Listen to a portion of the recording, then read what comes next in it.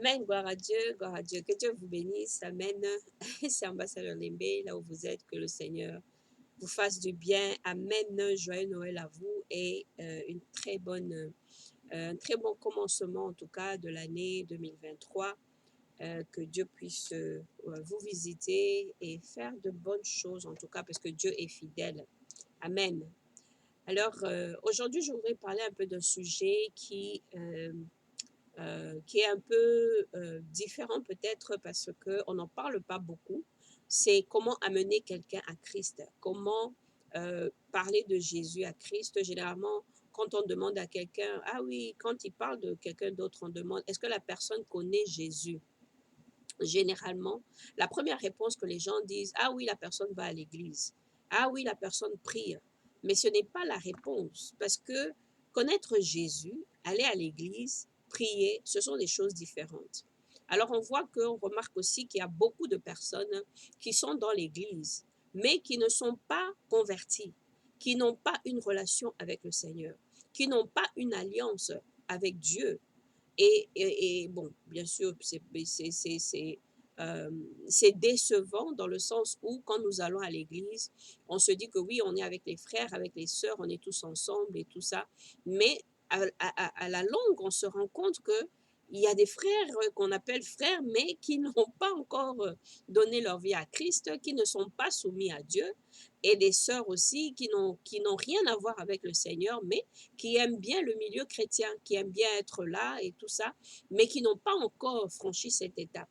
Il y a aussi autre chose, c'est que des fois, dans l'église, on se dit que c'est l'évangéliste, c'est le travail de l'évangéliste d'amener les gens au Seigneur. Non, ce n'est pas ça, parce que quand tu as déjà donné ta vie à Christ, ça veut dire que toi aussi, tu es capable d'amener d'autres personnes à Christ. C'est pas seulement le pasteur, ce n'est pas seulement l'évangéliste, non.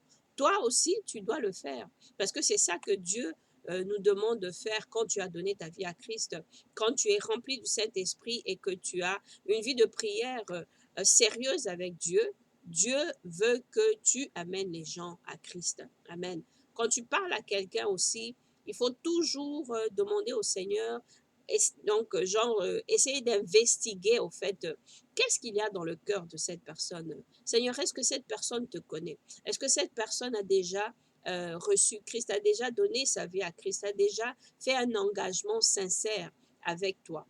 Et dans ce cadre, dans le cadre de cette prière, le Seigneur peut te diriger pour ou bien amener la personne à Christ, ou bien encourager la personne si la personne connaît déjà le Seigneur.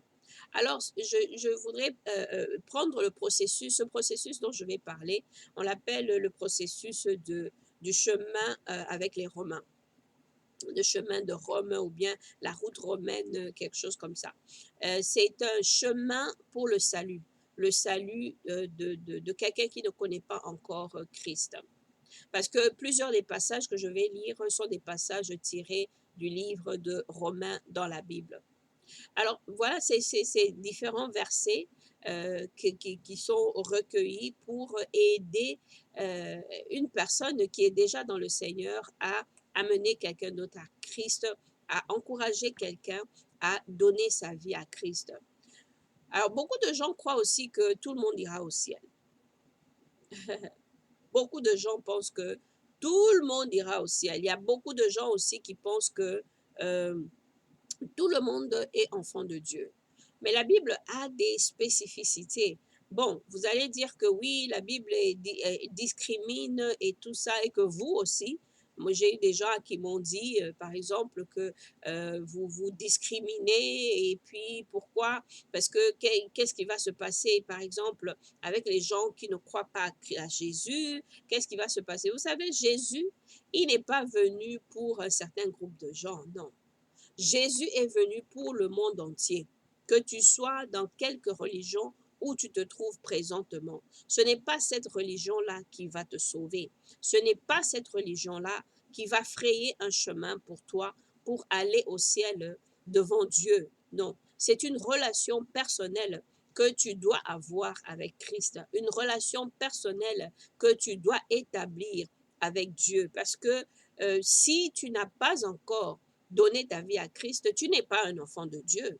Non, tu n'es pas un enfant de Dieu parce que la Bible donne des spécificités quand il s'agit de comment devenir enfant de Dieu. Donc, tout le monde n'est pas enfant de Dieu. Dieu a créé tout le monde. Dieu a permis que tout le monde puisse être là. Mais il y a une étape à suivre, il y a un processus à suivre pour devenir enfant de Dieu.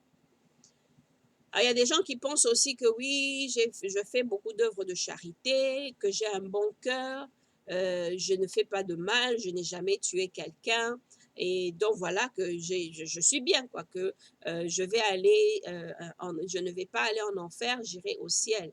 Il y a des gens qui, parce que je fréquente l'église, que je suis en sécurité, que je ne vais pas aller en enfer. Mais c'est pas ça que la Bible dit. Ce n'est pas ça que la Bible dit. Alors, nous avons besoin d'un chemin qui mène vers Dieu, un chemin qui ne repose pas sur ce que nous faisons, mais plutôt sur le don de la grâce de Dieu. Cette route, ce processus que je vais vous présenter, c'est comme une carte, ça fournit, c'est comme une carte qui donne le cheminement à suivre et les étapes à franchir. Dans la première étape, nous devons reconnaître Dieu comme créateur en tout, de tout, et en acceptant notre position humble dans l'ordre et le but créé de Dieu. Dans le livre de Romains, le premier chapitre de 20 à 21, la Bible dit « Car depuis la création du monde, ses attributs invisibles sont clairement visibles, étant compris par les choses qui sont faites, même sa puissance éternelle et sa divinité, de sorte qu'ils sont sans excuse, parce que bien qu'ils connaissent Dieu, ils ne l'ont pas glorifié comme Dieu, ni n'étaient reconnaissants, mais sont devenus inutiles dans leurs pensées, et leurs cœurs insensés ont été obscurcis. » Dieu donne à toute personne l'opportunité de le connaître. Il s'est révélé à nous, il s'est présenté à nous. Donc, il donne cette opportunité à toute personne pour le connaître. Donc, si jamais à un certain moment, si vous mourrez aujourd'hui, par exemple, et que vous allez en enfer, d'abord, il y a le jugement. La Bible dit que quand quelqu'un meurt, il y a le jugement. Donc, tout le monde va passer par le jugement de Dieu. Et que si vous venez devant Dieu, il va vous dire, non, j'avoue, je vous avais fait ceci, je t'avais montré ceci, ceci, ceci, ceci, mais tu avais refusé, vous voyez. Donc, nous devons comprendre que Dieu a déjà établi un système que nous devons suivre. Deuxièmement, nous devons nous rendre compte que nous sommes pécheurs et que nous avons besoin de pardon. Aucun de nous n'est digne selon les normes de Dieu. La Bible dit que Romains 3, verset 23, car tous ont péché et ils sont privés de la gloire de Dieu. Troisièmement, Dieu nous a donné le moyen d'être pardonnés de nos péchés. Il nous a montré son amour en nous donnant le potentiel de la vie par la mort de son Fils Jésus-Christ. Romains 5, le verset 8, la Bible dit, « Mais Dieu manifeste son amour envers nous, en ce que, alors que nous étions encore pécheurs, Christ est mort pour nous. » Amen. La troisième étape, la quatrième plutôt, si nous restons pécheurs, nous mourrons. Cependant, si nous nous repentons de nos péchés et acceptons Jésus-Christ comme notre Seigneur et Sauveur, nous aurons la vie éternelle.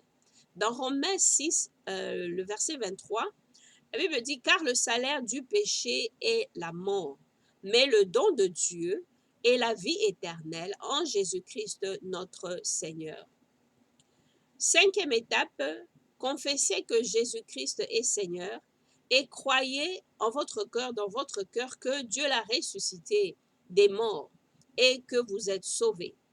Dans Romains 10, du verset 9 à 10, la Bible dit « Si vous confessez de votre bouche le Seigneur Jésus et croyez en votre cœur que Dieu l'a ressuscité d'entre les morts, vous serez sauvés, car c'est du cœur que l'on croit à la justice et c'est de la bouche que la confession est faite au salut. » Sixièmement, il n'y a pas d'autre formule ou rituel religieux. Il suffit d'invoquer le nom du Seigneur et vous serez sauvés. Dans Romains 10, le verset 13, la Bible dit « Car quiconque invoquera le nom du Seigneur sera sauvé ». Septièmement, déterminez dans votre cœur de faire de Jésus-Christ le Seigneur de votre vie aujourd'hui, à partir d'aujourd'hui. Romains 11, le verset 36 dit ceci, « Car de lui et par lui et à lui sont toutes choses, à qui soit la vie et la gloire éternelle. » Amen. Alors, si vous êtes prêt de faire la prière, de parler, de dire, et que sérieusement dans votre cœur, vous acceptez Jésus, voici le chemin qui vous a été montré. Êtes-vous prêt? Êtes-vous prêt à vous approcher de Dieu, à avoir une relation personnelle avec Christ? Si oui, croyez en ce que Jésus-Christ a fait pour vous sur la croix. Repentez-vous de vos péchés et confiez-lui le reste de votre vie. Ce n'est pas un rituel, c'est juste un guide de prière pour votre étape sincère de la foi. Amen. Alors si vous êtes prêts, vous allez répéter après moi. Père, je sais que j'ai enfreint tes lois et que mes péchés m'ont séparé de toi. Je suis vraiment désolé et maintenant je veux me détourner de ma vie de pécheur que j'ai passé loin de vous. Pardonnez-moi et aidez-moi, Seigneur, à éviter de pécher à nouveau. Je crois que votre Fils Jésus-Christ est mort pour mes péchés, a été ressuscité d'entre les morts, il est vivant, il entend ma prière. J'invite Jésus à devenir le Seigneur de ma vie, à régner dans mon cœur à partir de ce jour. S'il vous plaît, Seigneur notre Dieu, envoyez votre Esprit Saint pour m'aider à vous obéir et faire votre volonté pour le reste de ma vie. Au nom de Jésus, je prie. Amen. Amen. Dans le livre de Actes, le chapitre 2, verset 38, Pierre dit, « Repentez-vous et que chacun de vous soit baptisé au nom de Jésus-Christ pour le pardon de vos péchés, et vous recevrez le don du Saint-Esprit. » Alors, si vous avez décidé de recevoir Jésus-Christ aujourd'hui, je vous souhaite la bienvenue dans la famille de Dieu. C'est une très grande famille. Amen. Maintenant, comme pour vous rapprocher encore plus de Dieu, si vous avez une Bible, si vous n'avez pas de Bible, achetez une Bible pour que vous commencez à lire la Bible et suivre et nourrir votre engagement avec Jésus, avec Dieu. Allez vous faire baptiser d'eau. Cherchez une église, un endroit de prière où on parle de la Bible, parce qu'il y a d'autres églises aussi où il y a quand même un mélange. Alors, il faudra aller chercher, prier, demander à Dieu de vous diriger vers un endroit, une église où c'est la parole de Dieu qui est prêchée et qu'il y a la prière et que c'est une église sincère où les responsables ont la crainte du nom de Dieu.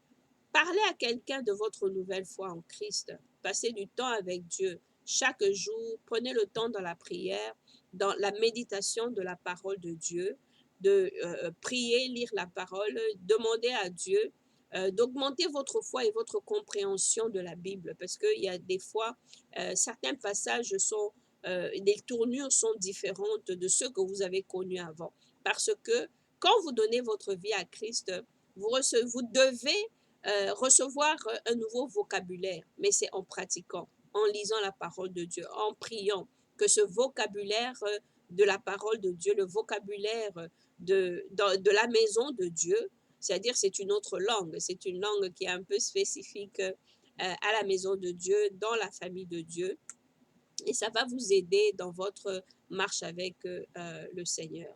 Ayez des amis, essayez, priez pour que Dieu vous sépare des amis anciens, des amis qui ne veulent pas Dieu, qui ne veulent pas marcher avec le Seigneur, et que Dieu vous donne des nouvelles personnes qui aiment Dieu, qui ont la crainte de Dieu, avec qui vous allez passer le temps dans la prière, dans la lecture de la prière et dans la communauté fraternelle.